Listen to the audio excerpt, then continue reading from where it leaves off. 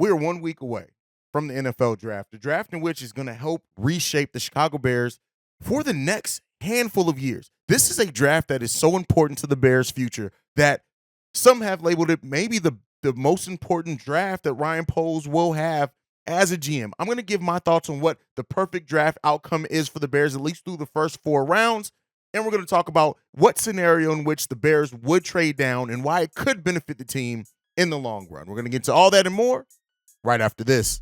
You are now tuned in to Chicago Bears Central, your number one place for all Chicago Bears news and content. What's going on, Bears fans? Welcome to another episode of Chicago Bears Central, your number one spot for everything Chicago Bears related. And I'm the host here, Haize. If you want to follow me, you can do so at CEO Haize. If you want to follow the show, which is more important, you can follow the show at Chi Bears Central on every social media platform that we are on. Now, getting into the content for today, I want to give shout out to C-Dub and Bobby, who already gave their mock drafts through the first few rounds. I'm going to give mine through the first 4 rounds for the Bears and what I think would be the perfect scenario for the Bears in these first 4 rounds where they can shore up some starting positions and just get things locked down in areas that we need. Now, is this the most realistic draft outcome? It really depends on how you look at it. With Ryan Poles, you never know. The sky is absolutely the limit when it comes to him. But at least for my money, this is the scenario that I'm looking at. So in round 1, I'm looking at drafting Paris Johnson, the offensive tackle out of Ohio State. We've talked about him so heavily here on the show. He's very speculated to go to the Bears at number 9, and I think that would be the perfect situation for the Bears. When you look at Paris Johnson and what he's able to do, the fact that he can play either tackle position potentially, you could move not Tevin Jenkins, you couldn't move Braxton Jones to the other tackle, bring Paris Johnson in at the left tackle, or you can bring him in at the right tackle. But I think you draft a player there who's going to be on your starting line for the next foreseeable future, right? And you shore up that position. You then have protection for Justin Fields. We've already made some changes on that offensive line. Probably still got a little tinkering to do on there later in the draft, which I have one on my list, but I like the pick of Paris Johnson here. I know that's a pretty common one, but in the next one, we're going to get a little outside of what's commonly thought of for the Bears. And I talked about this a little bit on Swifty's show on the Swifty Sports Network, so go and check that out. But the round 2 pick that I would have the Bears do is Gervon Dexter, the defensive lineman out of Florida State. Listen, if you don't get Jalen Carter at number 9, which it seems like, hey, probably isn't going to be the scenario like I've said before, I just don't see him there. When you look at Gervon Dexter and what he's able to bring, he's a beast. He's a monster. He does have some things that he needs to work on, right? There's some lack of quality things there with him that you have to look at. But I look at him, bringing him in, what the coaching staff already help him change from his sophomore to his junior season.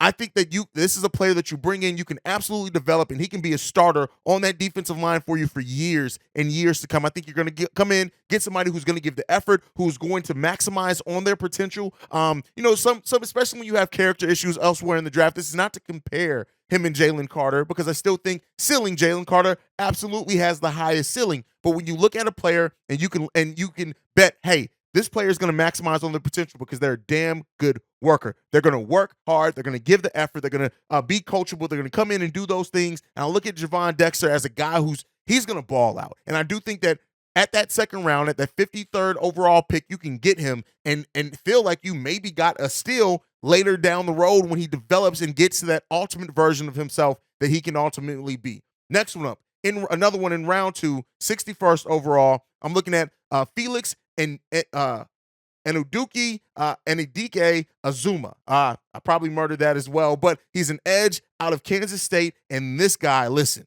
he got blown up on the run a little bit in his collegiate career, so that is him. You need to work him on the outside, but when you look at what he flashed in the pass rush, which is exactly what we need on this defensive line for the Chicago Bears, you can do a lot worse. And then when you look at bringing in Gervon Dexter and Felix in the second round, you have now shored up 2 spots on that defensive line in those trenches that you absolutely need long term. So I'm looking at that. I'm looking at kind of fixing that defensive line, having enough youth there. We still got Travis Gibson, still got Dominique Robinson as well. Some players that show some promise, at least as rotational pieces. But you bring in 2 defensive linemen in this draft that I think would end up being starters for you when the season starts and the lights get turned on. I think this would be an extremely solid draft for the Bears on that defensive line if they're able to do that. And the next pick that I have up, this one is the round 3 pick, number 64 overall. I got Corey Trice out of Purdue. Listen, this guy, when we talk about the cornerback position, and I know we talked about Gonzalez on yesterday's episode and just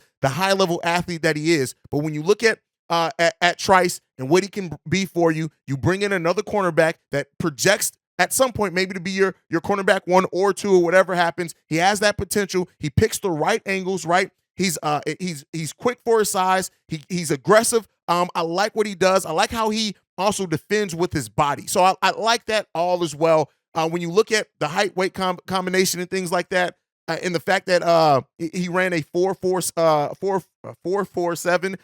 So when you look at that, I like bringing him in again at a position that's not necessarily the biggest need for the Bears. And some could say going cornerback in round 3 may be a bit of a reach, but I like the pick there. And then the next one, the last pick that I'm going to talk about on today's episode, this is center Ricky Stromberg out of Arkansas. Now, I talked about him yesterday and what he could be, so I'm not going to go into super detail there, but I think you get a center that whatever happens with Cody Whitehair, he could spend a year learning behind Cody Whitehair, but that can be your starting center of the future. Just look at his aggression, his communication, the things that he does. That's going to be a guy that I think is going to be a multi-year starting center for you that you can bring in. Like I said, use that first year as development.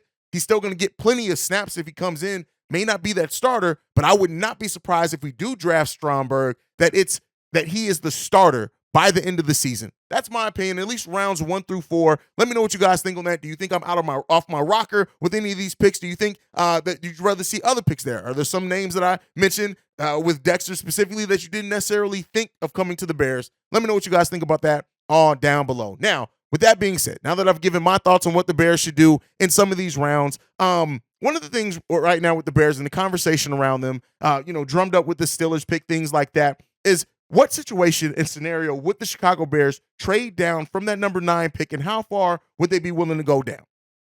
And the way that I look at it is this.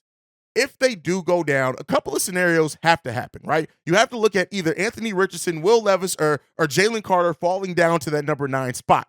If either 3 of those players are there at number 9, which it seems like with the way that these mock drafts are going, one of them is going to be, your phone is going to be ringing. And if that phone is ringing and the Bears can get multiple still high picks, I'm not talking about moving into like the 20s in the first round or anything like that. If they can stay, in that 20 area above that, with the Pittsburgh pick, we're talking about number 17, and then get an additional second round pick, which in this case with the Steelers would be number 32 overall. When I say that, right, and I say that the Bears in that scenario, I still think could make out greatly. Yes, they would not get Paris Johnson, more than likely who I had in my mock draft just now, going to the Bears at number 9.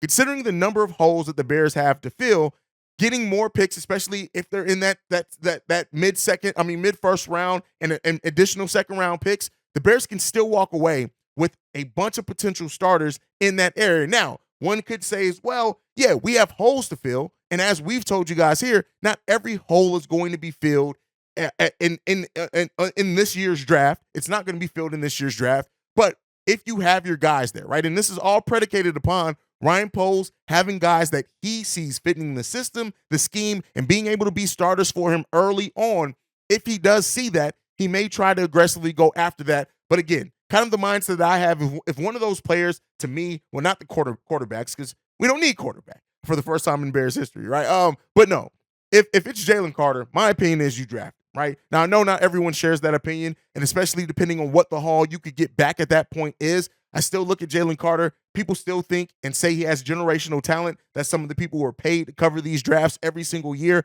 But I think you take that talent. That is my personal opinion. Character concerns be damned. I think if he's there at number 9, you take that. But if one of those quarterbacks falls at number 9 and you have a team that's calling up to you that is ready to make the move and that they see that quarterback as their guy and they're willing to give you assets to get that guy, I think at that point, you take the phone call. You evaluate the deal. You see what's going to happen. And that's really what a GM is supposed to do, a GM that is trying to improve their team. And I know there are a lot of Bears fans. I've talked to some of you guys in the comments. It's like the most blue chip guys possible. That's who you need to bring in. But I've also said, if you look at the Pro Bowl history, most players that make Pro Bowls, most players that end up sitting in that level weren't drafted in the top 10. Now, some of them were. And I'm not saying that for example, Jalen Carter's there. You have a top 5 pick. To me, you draft him. That's why I don't think he gets past Detroit.